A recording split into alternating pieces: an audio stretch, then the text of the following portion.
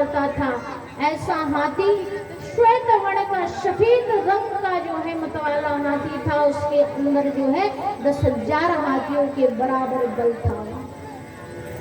आज जो है त्रिकूट पर्वत पर गिरवर पर जो है जो मतवाला हाथी रहा करता था, उसका बड़ा विशाल परिवार था। 50 पत्नियां, 150 संतानें। कितनी? 50 पत्नी और 150 संतानें। आजकल की तो लोग एक ही नहीं झेल पाते, तो भैया खूब दिन रात लड़ाई झगड़े होते हैं। लेकिन अगर आप चाहो ना तो जीवन बड़े प्रेम से व्यतीत कर सकते हो। अगर लड़ाई झगड़ा बनता हो ना तो दोनों तरह से सुलह कर लो। अगर एक बोल रहा है तो एक चुप रहकर सुन लो, और अगर दोनों बोलना प्रारंभ कर दे तो समझ लो हो गई रामलीला पूरी तरह से। पूरी कथा यही निपट गई, क्योंकि व्यक्ति ना सुनना चाहता है लेकिन व्यक्ति सुनाना अवश्य चाहता है। और जिस दिन दोनों व्यक्तियों में से एक ने सुनना प्रारंभ कर दिया, एक ने सुनाना प्रारंभ कर दिया, तो समझ लो तालमेल जो है वहीं पर मिल जाएगा और जीवन बड़े अच्छे से सुखद मिल जाएगा। आज 50 पत्नियों के होते हुए 150 संतानें हैं, बड़ा विशाल परिवार है, लेकिन इस परिवार के चलते जो है आज गजेंद्र की सहायता करने वाला अंतिम क्षण में कोई नहीं था।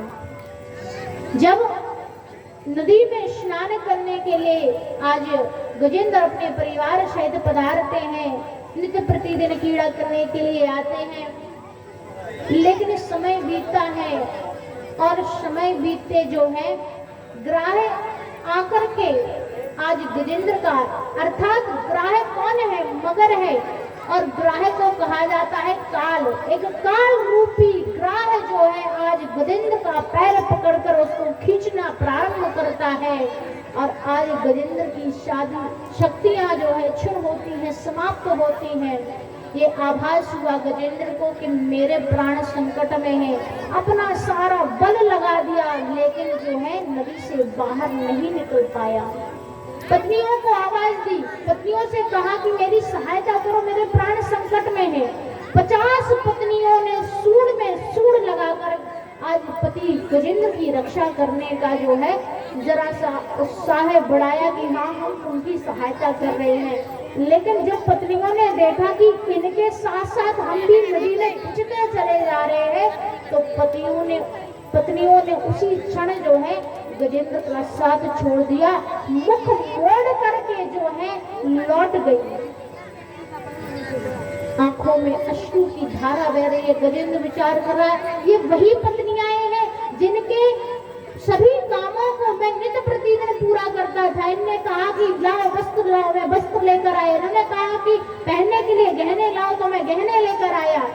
इनके श्रृंगार में मैंने कभी कमी नहीं रहने दी, लेकिन जब आज मेरे अंतिम क्षण आया, जब मुझ पर विपत्ति आई, मुझे दुख का सामना करना पड़ा, तो ये मेरा साथ छोड़कर चली गई। संतानों से कहा कि संतानों मेरी रक्षा करो, पुत्र पुत्री मेरी रक्षा करो।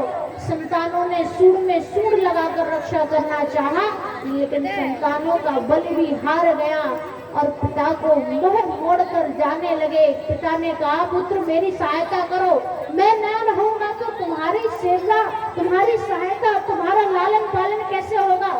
संतानें बड़ा उत्तर देती है सुंदर की पिताजी तुम चिंता मत करो, माता की देख रेख हम कर लेंगे, तुम्हारा राजपाट जो है ना जितना बचा कुचा हम बड़े प्रेम से चलाएंगे, चिंता मत करो।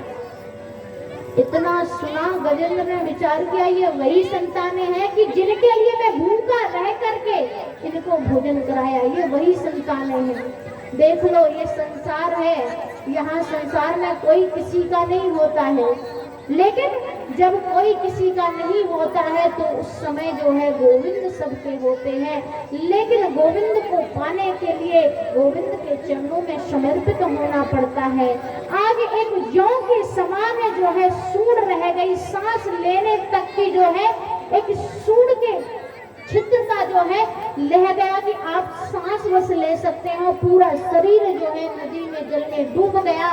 जब जौ के बराबर सूंड रह गई, सांस लेने तक तो जगह ना रही, तो उस समय नदी से एक कमल का पुष्प तोड़कर जो है आसमान की ओर इशारा करते हुए आज जो है गजेंद्र प्रभु का स्तुति करते हैं, प्रभु को पुकारते हैं, हे गोविंद, हे गोपाल, अब तो जीवन हा मत। बस हाँ उच्चारते ही श्री हरि प्रकट हुए, ग्राह का संहार किया और ग्राह का संहार करके जो है आज गजेंद्र की रक्षा की। बोले कृष्ण कन्हैया लाल की। मात्र हाँ शब्द उच्चारते ही भगवान हरि प्रकट हुए, हरि अवतार में आज गजेंद्र की रक्षा की। क्योंकि अंतिम समय में जब कोई काम नहीं आता, जब सारे मार्ग सारे द्वार बंद हो जाते हैं, तो उस समय मेरे ठाकुर का, मेरे नारायण का द्वार खुलता है। बोले बांके